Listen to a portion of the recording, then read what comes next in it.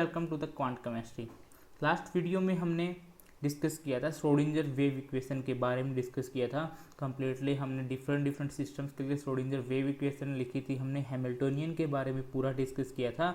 तो आज हम डिस्कस करने वाले हैं वेव फंक्शंस के बारे में, और जो वेव फंक्शंस की जो प्रॉपर्टीज़ होती है उनके बारे में, कौन से वेव फंक्शंस है वो एक्सेप्टेबल होते हैं, कौन से नहीं होते, और वेव फंक्शंस का जो फिजिकल सिग्निफिकेंस है वो क्या है, उस चीज़ के बारे में हम आज डिस्कस करेंगे। तो लास्ट वीडियो में जो हमने देखा था, तो वहाँ पे हमने देखा था कि जो श्रोडिंगर वेव इक्वेशन को हमने लिखा था, लास्ट वीडियो में हमने श्रोडिंगर वेव इक्वेशन लिखी थी। तो श्रोडिंगर वेव इक्वेशन हमारी क्या होती है? श्रोडिंगर वेव इक्वेशन हमारी होती है ये कि -h⁻² del square v psi is equal to E psi.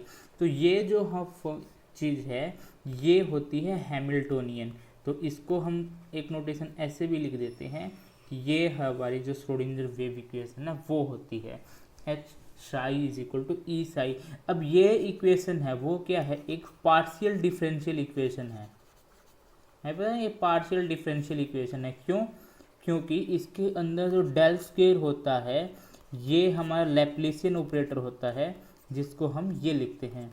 तो ये क्या है? एक डिफरेंशियल ऑपरेटर है डेल स्क्वेयर। अब इस डिफरेंशियल इक्वेशन को हम सोल्व करते हैं फॉर द साई, कि जब इस श्रोडिंगर वेव इक्वेशन को जब हम सोल्व करेंगे तो सोल्व करने से जो हमें जो वैल्यू मिलेगी वो मिलेगी हमें साई की। तो श्रोडिंगर इक्वेशन को सोल्व करके हम साई पता करते हैं, और जो साई होता है वो साई क्या होता है?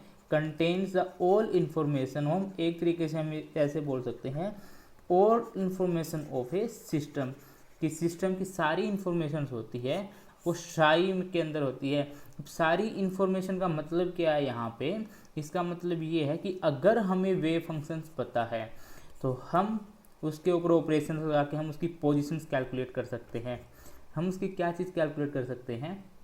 हम उसके मोमेंटम कैलकुलेट कर सकते हैं, काइनेटिक एनर्जी कैलकुलेट कर सकते हैं, ये सारी चीज़ें हम कैलकुलेट कर सकते हैं। तो जिस तरीके से क्लासिकल मैकेनिक्स के अंदर जो सिस्टम को डिफाइन करने के लिए X Y Z P X P Y और पी जेड, ये 6 कोऑर्डिनेट हमें चाहिए होते हैं। ये तो हमारा होता है कार्टेशियन कोऑर्डिनेट, जिसे हम बोलते हैं पोजीशन स्पेस होता है ये वाला,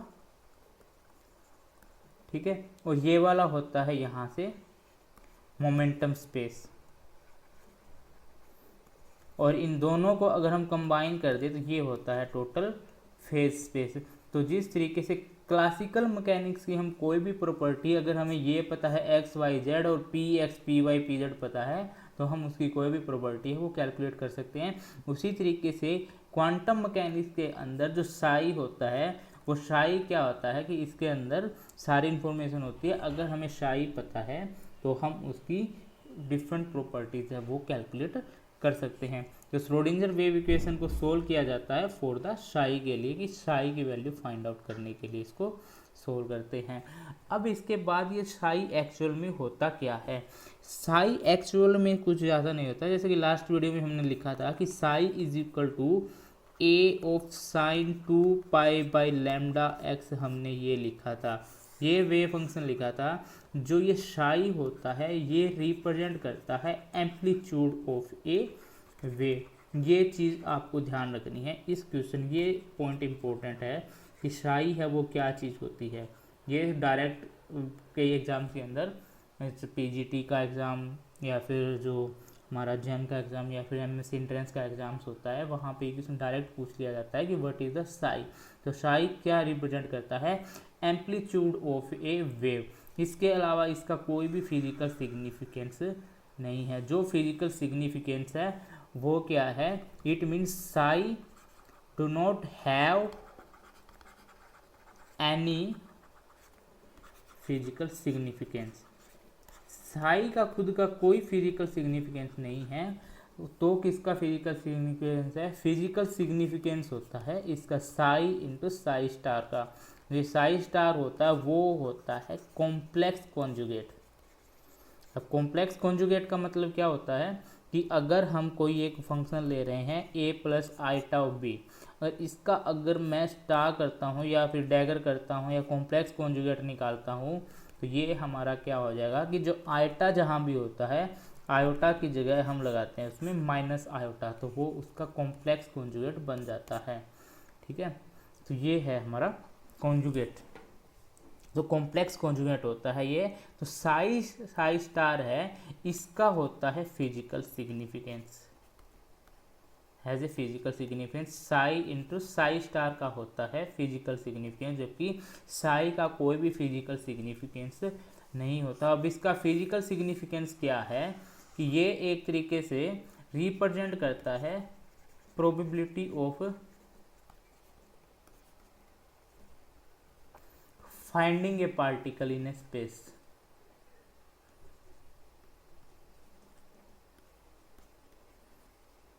ये या फिर इन ए सर्टन एरिया भी मैं इसे लिख सकता हूँ यहाँ से, इन ए सर्टन एरिया, या फिर सर्टन वॉल्यूम लिख देता हूँ, ये सही रहेगा, इन ए सर्टन वॉल्यूम।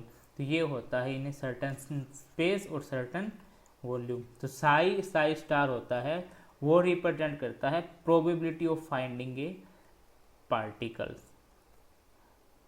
ठीक है, तो ये इसका फिजिकल सिग्निफिकेंस यही होता है कि साई स्टार है, वो रिप्रेजेंट करता है probability of finding A particles. अब यहाँ से साई की कौन कौन सी वैल्यू होती है, एक चीज़ हमें ध्यान रखनी है कि साई जो हमारा है वो Sai can be positive, it can be negative, it can be a complex quantity, but Sai can never be zero. Sai की वैल्यू है, साई कभी भी जीरो नहीं होना चाहिए, क्योंकि साई किसी एक पर्टिकुलर पॉइंट के ऊपर उसकी वैल्यू जीरो हो सकती है, वो एक डिफरेंट केस होना चाहिए।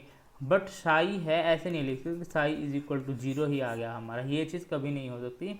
किसी एक पर्टिकुलर पॉइंट के ऊपर साई की वैल्यू जीरो होना एक अलग बात होती है, और साई की वैल्यू पूरे ही स्पेस के अंदर जीरो होना एक अलग बात होती है। क्योंकि अगर psi is equal to zero हो जाएगा, तो psi is equal to zero होने का मतलब उसका क्या होगा, वेव फंक्शन जीरो हो गया, और वेव फंक्शन जीरो हो गया तो इसका मतलब साई स्टार है वो हमेशा ही जीरो रहेगा। ना ही तो हम उसकी एनर्जी कैलकुलेट कर सकते हैं, ना ही हम उसका कुछ और कैलकुलेट कर सकते हैं, कोई भी वैल्यू हम उसकी कैलकुलेट नहीं कर सकते। तो Sai can never be zero, Sai can be positive, it can be negative, it can be complex, but it can never be zero. तो आपको ये चीज़ भी हमेशा याद रखनी है कि साई की कौन कौन सी वैल्यू हो सकती है, कि साई है वो पॉजिटिव हो सकता है, it can be negative, it can be a complex, but Sai can never be zero. तो इस चीज़ को भी आपको ध्यान रखना है कि साई की वैल्यू है वो कभी भी जीरो नहीं हो सकती, कि साई हमेशा ही आपका क्या रहेगा, कोई ना कोई फाइनाइट होगा, पॉजिटिव हो सकता है, नेगेटिव हो सकता है, कॉम्प्लेक्स क्वांटिटी हो सकती है, but it can never be zero, क्योंकि साई जीरो होने का मतलब है कि पार्टिकल एग्जिस्ट ही नहीं कर रहा। ओके, तो ये हुआ हमारा वेव फंक्शंस के बारे में। इसका फिजिकल सिग्निफिकेंस क्या है, फिजिकल सिग्निफिकेंस साई का नहीं होता, जबकि साई स्क्वायर का होता है, इसे हम साई स्क्वायर भी लिखते हैं, साई इंटू साई स्टार, ये साई स्क्वायर होता है। तो इसका मतलब ये होता है हमारा, ये किसको रिप्रेजेंट कर रहा है, probability of finding A particles, probability इसी से ही पता लगती है। फिर नेक्स्ट क्वेश्चन क्या आता है कि जैसे हम इसको अगर सोल्व करते हैं एच साई ई साई, तो यहाँ पे इसके इनफाइनाइट सॉल्यूशंस हमें मिल सकते हैं, इनफाइनाइट मैनी सॉल्यूशंस है वो मिल सकते हैं फॉर द साई। साई के लिए इनफाइनाइट मैनी सॉल्यूशंस मिल सकते हैं, तो क्या हम हर एक साई की वैल्यू को एक्सेप्ट कर लेंगे, साई की हर एक वैल्यू को हम एक्सेप्ट कर लेंगे क्या, कि कोई भी वैल्यू आए वो हमारा वेव फंक्शन होगा, कि कोई भी वैल्यू आए वो वेव फंक्शन होगा? ऐसा नहीं हो सकता कि एवरेज साई है, साई की कोई भी वैल्यू है, कोई भी वैल्यू आएगी इसकी, वो हमारा वेव फंक्शंस नहीं हो सकता। वेव फंक्शन होने के लिए कुछ एक सर्टन कंडीशंस होती है, अगर वो वेव फंक्शंस, अगर वो फंक्शन अगर उन कंडीशंस को अगर सेटिस्फाई करता है तो वो हमारे लिए एक्सेप्ट होता है, तो जिसके लिए हम यूज़ करते हैं एक्सेप्टेबल वेव फंक्शन। कौन कौन से हमारे पास वेव फंक्शंस है वो एक्सेप्टेबल होते हैं। तो ये चीज़ हम देखते हैं एक्सेप्टेबल वेव फंक्शन के लिए जो कंडीशंस है वो कौन कौन सी कंडीशंस यहाँ पे निकल के आएगी। तो सबसे पहली कंडीशन जो निकल के आती है वो चीज़ है कि जो साई है वो हमारा क्या होना चाहिए, सिंगल वैल्यूड फंक्शन होना चाहिए। साई क्या होगा हमारा, ऑलवेज सिंगल वैल्यूड फंक्शन होगा। सिंगल वैल्यूड फंक्शन का मतलब कि फॉर ईच पॉइंट या फिर for every each value of x, या फिर किसी भी एक पॉइंट के ऊपर देयर शुड बी ए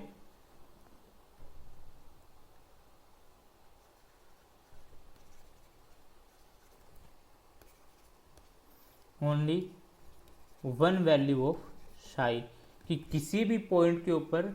अब ये तो मैंने 1D में लिख दिया, इसकी से अगर 3D में लिखूं तो वहाँ भी मैं ऐसा लिख सकता हूँ, अगर कोई एक पर्टिकुलर पॉइंट है कि हर एक पॉइंट के ऊपर जो साई की वैल्यू है वो एक ही वैल्यू होनी चाहिए, उससे ज़्यादा उसकी वैल्यू नहीं होनी चाहिए।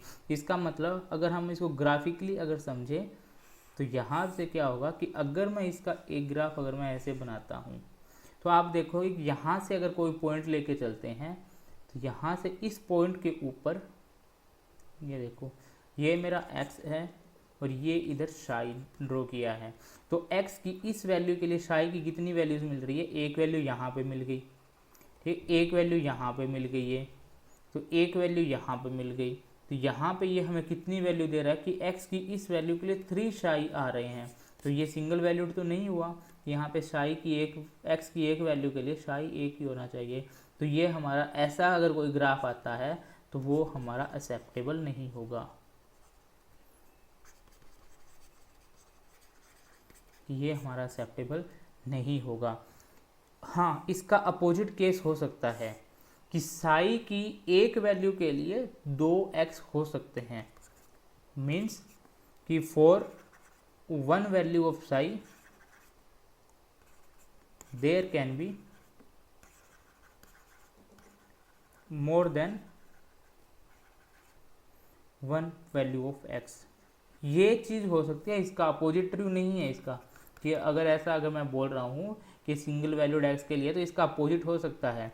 जैसे अगर मैं बनाऊँ ये जो वेव फंक्शन अगर हमने ऐसे बनाया है तो यहाँ पे अगर हम देखें तो ये वैल्यू अगर मैं देखूँ यहाँ पे इस साई की वैल्यू के लिए मुझे जो x की जो वैल्यूज़ मिल रही है वो कितनी वैल्यूज़ मिल रही है, यहाँ पे भी ये x की वैल्यू, ये x की वैल्यू, ये भी x की वैल्यू, यहाँ भी x की वैल्यू। तो यहाँ पे 1 2 3 4 कि साई की एक वैल्यू के लिए एक से ज़्यादा x हो सकते हैं, ये कंडीशन नहीं है।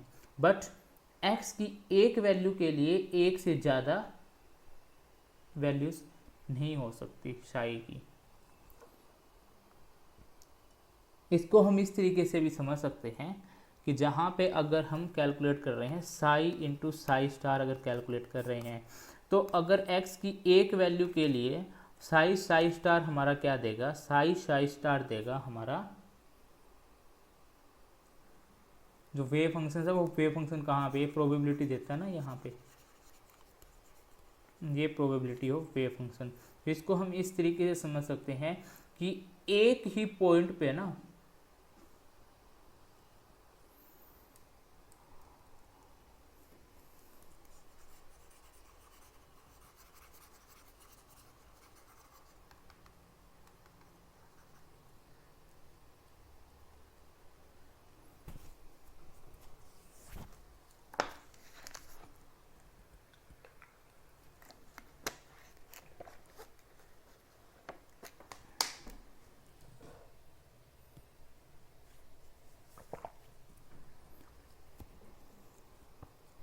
अब यहाँ से अगर इसका मतलब क्या हो जाएगा, यहाँ से अगर एक पॉइंट के अगर ऊपर अगर हम देखें तो यहाँ पे साई की अगर 3 डिफरेंट वैल्यूज़ आ रही है, अगर इस एक पॉइंट के ऊपर साई की अगर 3 डिफरेंट वैल्यूज़ आ रही है तो इसका मतलब क्या हो जाएगा कि यहाँ से हमारे पास 3 वेव फंक्शन हो गए।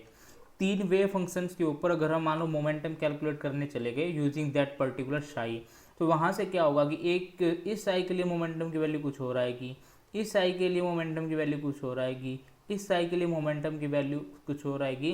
बट रियलिस्टिक में क्या हो सकता है कि एक टाइम के ऊपर एक पॉइंट के ऊपर मोमेंटम तो एक ही हो सकता है, ये तो नहीं हो सकता कि एक ही टाइम में जो पार्टिकल है वो 3 मोमेंटम लिए बैठा है, 2 मोमेंटम लिए बैठा है, 4 मोमेंटम लिए बैठा है, ऐसा नहीं। पर हाँ, वो मोमेंटम डिफरेंट टाइम के बाद ऐसा हो सकता है कि अभी t is equal to 50 second के अगर ऊपर ले रहे हैं तो वहाँ पे कुछ मोमेंटम है, वो ही सेम मोमेंटम आपको मिल सकता है आगे 150 और 200 सेकंड के बाद में जाके। बट ये कभी नहीं हो सकता कि एक ही पॉइंट के ऊपर आप देख रहे हो, एक ही टाइम में तो एक साथ में 3 मोमेंटम की वैल्यूज आ जाएगी, 2 मोमेंटम की वैल्यूज आ जाएगी। इसीलिए बोलते हैं जो साई होना चाहिए वो सिंगल वैल्यूड फंक्शन हमारा होना चाहिए। तो नेक्स्ट जो इसकी बात आएगी वो हमारा क्या आएगा, नेक्स्ट आएगा कि Sai must be a continuous wave function. Sai and it's partial derivative, मैं 2 लिखूंगा यहाँ पे कि साई भी कॉन्टिन्यूस होना चाहिए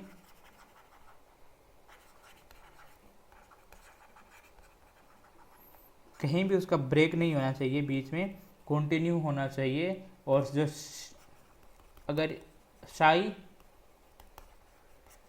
करली साई बाई करली एक्स, करली साई बाई करली बाई, करली साई बाई करली जेड, जो इनके पार्शियल डेरिवेटिव होते हैं वो भी कॉन्टिन्यूस होने चाहिए, दोनों के दोनों।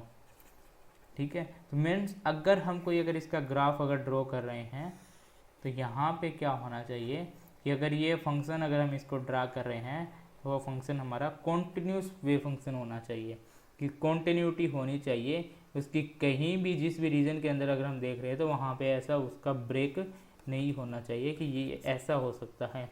बट अगर इसका ग्राफ अगर मैं ड्रॉ करूँ तो ये ऐसा नहीं हो सकता, यहाँ से ये चला और यहाँ से ये ऐसे चला, जो बीच में जो ये ब्रेक है वो उसका ब्रेक नहीं होना चाहिए। तो Sai must be a continuous wave function. तो इसी तरीके से जो करली साई बाई करली एक्स, करली साई बाई करली वाई, करली साई बाई करली जेड, क्योंकि देखो क्या होता है, अगर वेव फंक्शंस की अगर डेरिवेटिव करना होता है ना हमें, तो ये मैथमेटिकली ये चीज़ होती है, अगर किसी फंक्शन का अगर डेरिवेटिव करना है तो उसकी सबसे पहली कंडीशन यही होना चाहिए कि that function should be a continuous function.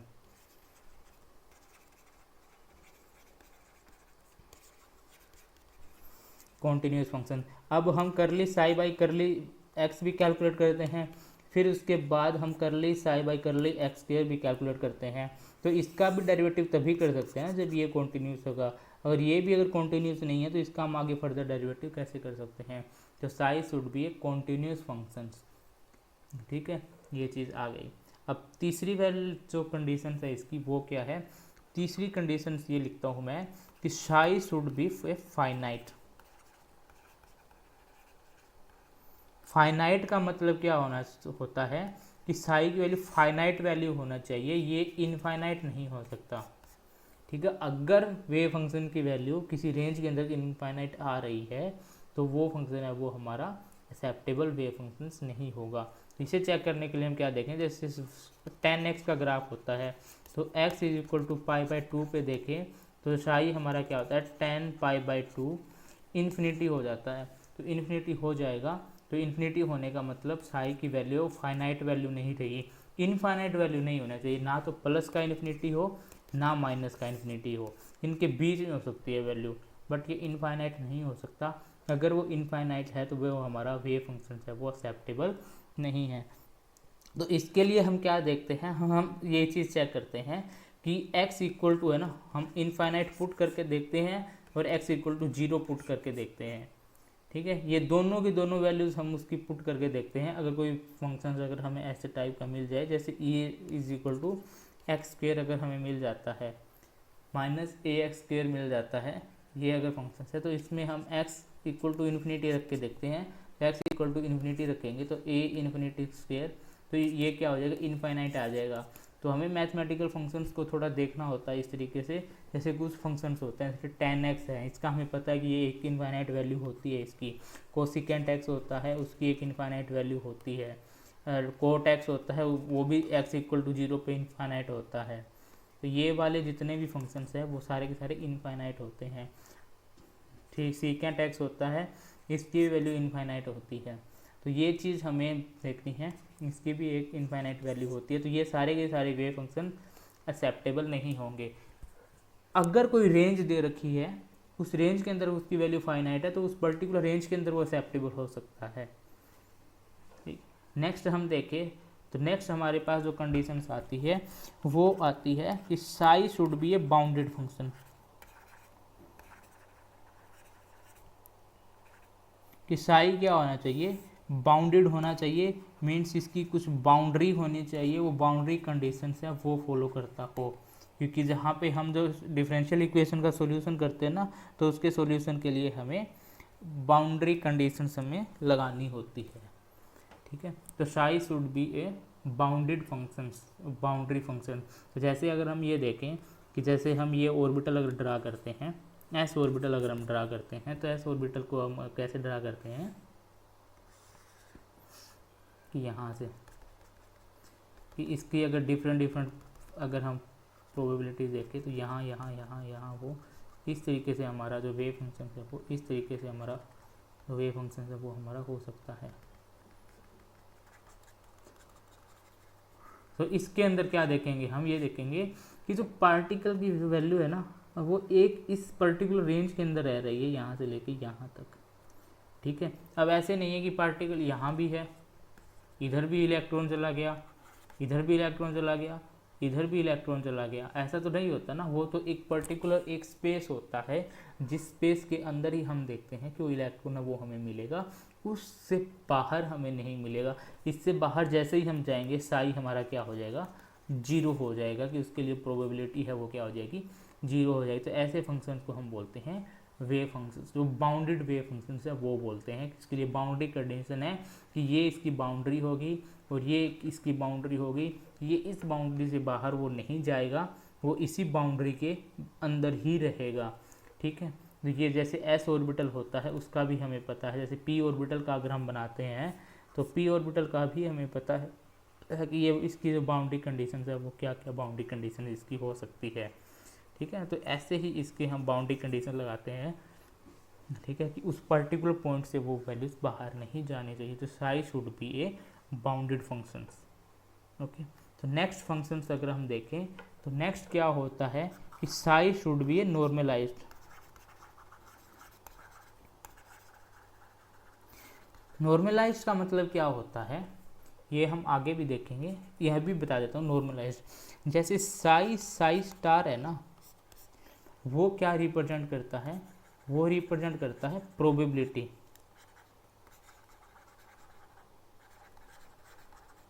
ठीक है, अगर हम इसको अगर पूरे ही एरिया के अंदर अगर हम लेके चलें, ठीक है, तो ये साई स्टार किसको रिप्रेजेंट करता है, probability of A part finding A particle.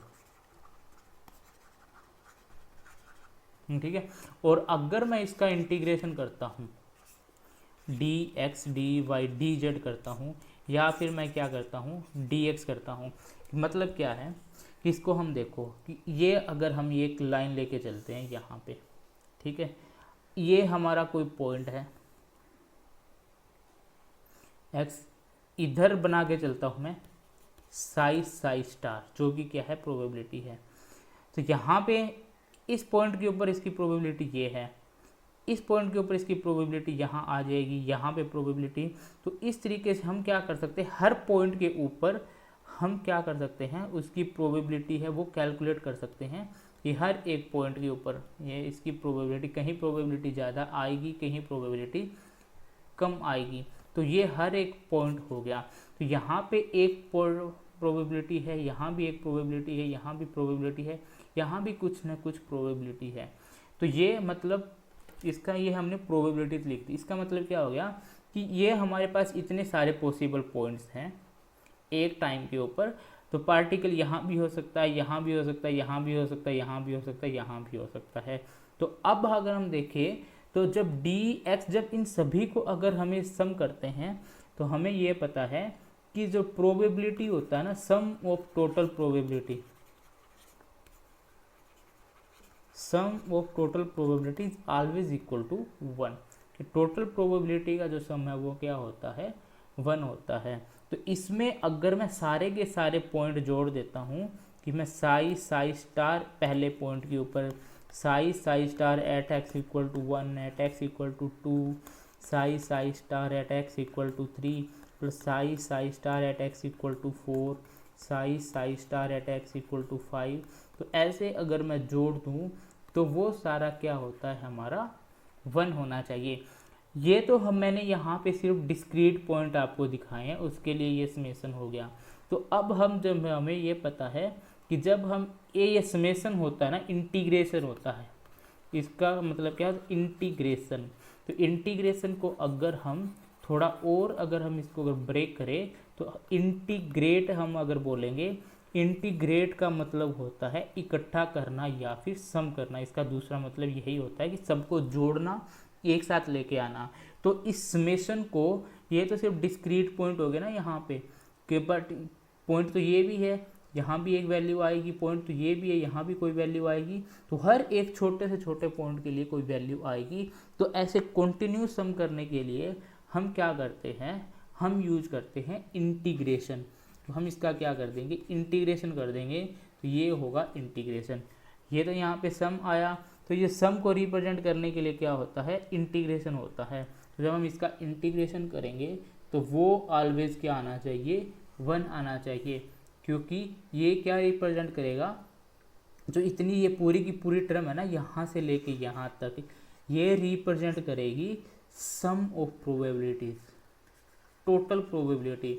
और हमें पता है कि टोटल प्रोबेबिलिटी है वो क्या हो सकती है, या फिर हम इसे लिखें कि टोटल प्रोबेबिलिटी वो ऑलवेज क्या होनी चाहिए, 1 होनी चाहिए, वो 1 से ज़्यादा नहीं हो सकती। अगर वो 1 से ज़्यादा है तो हम उसे 1 बनाएंगे। 1 बनाने के लिए क्या करेंगे, अगर जैसे 6 आ गया तो 6 को 1 बनाना है तो हम क्या करेंगे, 6 को 6 से डिवाइड कर देंगे, तो वो हमारा क्या आ जाएगा, 1 आ जाएगा। तो ऐसा वेव फंक्शन जो इस प्रॉपर्टी को अगर फॉलो करता है, तो साई स्टार डी एक्स अगर हम करें तो ये अगर 1 आता है, तो ऐसे वेव फंक्शन को हम बोलते हैं नॉर्मलाइज्ड वेव फंक्शन। ठीक है, तो ऐसे वेव फंक्शन को हम क्या बोलेंगे, नॉर्मलाइज्ड वेव फंक्शन बोलते हैं। तो ये हमारा हो गया, जो फंक्शन क्या होना चाहिए, नॉर्मलाइज होना चाहिए, मीन्स जो टोटल प्रोबेबिलिटी है वो हमारी क्या होनी चाहिए, 1 होनी चाहिए। अगर वो 1 नहीं है तो उसे हम 1 बनाएंगे। तो ये हमारा हो गया टोटल, किसके बारे में हो गया, वेव फंक्शन हो गया हमारा इसना। ठीक है, हमने क्या कर लिया, physical significance of Sai square कर लिया, कि वेव फंक्शन का फिजिकल सिग्निफिकेंस क्या है। तो वेव फंक्शन साई का कोई फिजिकल सिग्निफिकेंस नहीं है, वो सिर्फ एम्पलीट्यूड ऑफ वेव रिप्रेजेंट करता है, और जबकि जो साई स्क्वायर होता है उसका फिजिकल सिग्निफिकेंस होता है। फिर हमने क्या देखा कि एक्सेप्टेबल वेव फंक्शंस के लिए जो कंडीशंस है वो क्या क्या होती है, ये चीज़ अभी तक हमने देख ली। तो एक्सेप्टेबल वेव फंक्शन के लिए जो कंडीशंस है वो हमारा क्या होता है, सबसे पहले single valued, continuous, finite, bounded and normalized. ठीक, तो ये हमारा हो गया कि वेव फंक्शंस है वो क्या हो गया। अब हम देखते हैं कुछ एक सिंपल एग्जांपल्स देखते हैं, जिनके थ्रू हम ये समझने की कोशिश करेंगे कि कौन से वेव फंक्शंस है वो एक्सेप्टेबल हैं या फिर कौन से वेव फंक्शन है वो एक्सेप्टेबल नहीं है। तो सबसे पहले हम एग्जांपल लेके चलते हैं कि यहाँ पे कि साई इज इक्वल टू लेके चलता हूँ मैं साइन एक्स, और x की वैल्यू कहाँ से कहाँ रहेगी, x की वैल्यू हम रखते हैं π/2 से लेके 0 तक। तो साइन x का अगर हम ग्राफ बनाते हैं तो साइन x का ग्राफ हमें ऐसा मिलता है, ये ग्राफ कॉन्टिन्यूस होता है। ठीक है, ना ही यहाँ पे हर पॉइंट पे सिंगल वैल्यूड है, एक से ज़्यादा वैल्यूज इसकी नहीं आती, तो इसीलिए ये फंक्शन क्या है, ये है हमारा एक्सेप्टेबल वेव फंक्शन हमारा ये होगा। ठीक है, अभी एक और वेव फंक्शन लिखते हैं, जैसे साई इज इक्वल टू मैं लिखता हूँ 10x लिखता हूँ, और x की वैल्यू कहाँ से कहाँ, 0 से π/2। तो ये फंक्शन हमारा एक्सेप्टेबल नहीं है, नॉट एक्सेप्टेबल। ये क्या है हमारा, नॉट एक्सेप्टेबल। क्यों, क्योंकि जब x इक्वल टू π/2 होगा तो साई इज इक्वल टू क्या हो जाएगा, 10π/2, जो कि हमारा क्या होगा, इनफाइनाइट होगा। तो इनफाइनाइट है वो एक्सेप्टेबल नहीं होगा। अगर वहीं पे अगर इसकी रेंज को अगर मैं ये लिख दूँ कि साइन एक्स कि x लेस देन π/2 और 0 के बीच में है, लेस देन पाई बाय 2 का मतलब अब इस केस में ये एक्सेप्टेबल है, अब यहाँ पे ये एक्सेप्टेबल है, क्योंकि जिस पॉइंट के ऊपर ये इनफाइनाइट आ रहा है वो हम यहाँ पे इंक्लूड नहीं कर रहे, तो हम पाई बाय 2 से कम वैल्यू रख रहे हैं, ना कि पाई बाय 2 को इंक्लूड कर रहे हैं। तो इस केस में जो साई है वो हमारा क्या होगा, एक्सेप्टेबल हो जाएगा। तो ऐसे ही हम देखते हैं यहाँ पे कि psi is equal to e raise to power minus a x for x greater than 0। अब ये वाला वेव फंक्शन हमारा एक्सेप्टेबल होगा या फिर नहीं होगा, इसके लिए हम क्या देखते हैं कि सबसे पहले जैसे ये सिंपल फंक्शन आ गया ना, तो सबसे पहले हम इस यहाँ पे रखते हैं x is equal to infinite रखते हैं। तो x इक्वल टू इनफाइनाइट रखेंगे तो e raise to power a infinite, तो ये हमारा क्या हो जाएगा, नेगेटिव है, तो ये चला जाएगा a इनफाइनाइट। तो समथिंग पावर इन्फिनिटी क्या होता है, इन्फिनिटी होता है, और 1 बाई इन्फिनिटी क्या होता है, 0। तो यहाँ पे इसकी वैल्यू आ गई 0, तो ये यहाँ पे क्या है हमारा एक्सेप्टेबल हो जाएगा, ये फाइनाइट वैल्यू दे रहा है। यहाँ पे एक केस और देखो, अगर यहाँ पे मैं ये लिख देता हूँ कि psi is equal to x equal to 0 पे देखते हैं हम, x इक्वल टू 0 देखेंगे तो वैल्यू क्या आएगी, psi is equal to a 0, something power 0 होता है, और किसी की समथिंग पावर, ये 0 होगा ना, समथिंग पावर 0, किसी की पावर 0 करेंगे तो उसकी वैल्यू आती है 1। तो ये यहाँ पे 0 है वो हमारा आ जाएगा। तो हमने क्या चीज़ देखी, ठीक है, ये दोनों चीज़ देखी। अब अगर इसी वेव फंक्शन को अगर मैं ये लिख देता हूँ,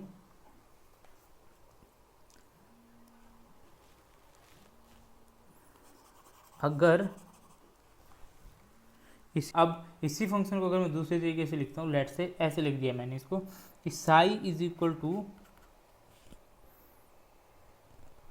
ई raise to power minus a x है, और x की वैल्यू लेस देन 0 करनी है मुझे। लेस देन 0 का मतलब मैं सबसे पहले ऐसा फंक्शन आ जाए तो हमें 3 वैल्यूज ट्राई करनी होती है। सबसे पहले x इक्वल टू इन्फिनिटी, फिर x equal to minus infinity, और x इक्वल टू 0। अब x equal to minus infinity रखें ना, क्योंकि हम क्या पे ले रहे हैं, लेस देन 0 ले रहे हैं, तो x इक्वल टू जो माइनस इन्फिनिटी रखूँगा मैं, यहाँ से क्या हो जाएगा, e minus a into minus infinity, minus minus हमारा क्या हो जाएगा प्लस, तो प्लस ए इन्फिनिटी, तो e raise to power infinity, और something power infinite is equal to infinite. तो इस केस में जो ये साई है वो हमारा अब क्या हो जाएगा, नॉन एक्सेप्टेबल फंक्शन बन जाएगा। तो ये this is not acceptable. Similarly अगर मैं इसको ऐसे लिखता हूँ कि e raise to power a x, तो ये एक्स ग्रेटर देन 0 लिखेंगे, तो इस केस में ये नॉट एक्सेप्टेबल होगा। क्यों, क्योंकि अगर हम यहाँ पे x equal two plus infinity रखेंगे तो साई हमारा क्या बन जाएगा, इनफाइनाइट आ जाएगा। बट ये एक्सेप्टेबल होगा अगर x की वैल्यू लेस देन 0 होगी। तो इस केस में क्योंकि लेस देन 0 जा रहे हैं तो 0 तो हमें रखना ही रही, तो हम जब a की वैल्यू चेक करेंगे x equal to minus infinity, और माइनस इन्फिनिटी पे अगर आप चेक करोगे तो psi is equal to e raise to power minus infinity, तो इसको हम अपोजिट लिखेंगे, तो ये 1 बाई इन्फिनिटी, और समथिंग बाई इन्फिनिटी क्या होता है, 0। तो this is a finite number. तो ये हमारा हो गया एक्सेप्टेबल वेव फंक्शन के बारे में टोटल। तो एक तो हम ग्राफ के थ्रू बता सकते हैं, और ये मैथमेटिकल वैल्यूज़ है वो भी कैलकुलेट करके देख सकते हैं। तो यहाँ से हमारा एक्सेप्टेबल वेव फंक्शन यहाँ पे ख़त्म होता है। तो नेक्स्ट हम मिलेंगे तो normalized and orthogonal wave functions के साथ। कि नॉर्मलाइज्ड वेव फंक्शंस क्या होते हैं, ऑर्थोगोनल वेव फंक्शंस है वो क्या होते हैं। सो थैंक यू, मिलते हैं हम नेक्स्ट वीडियो में।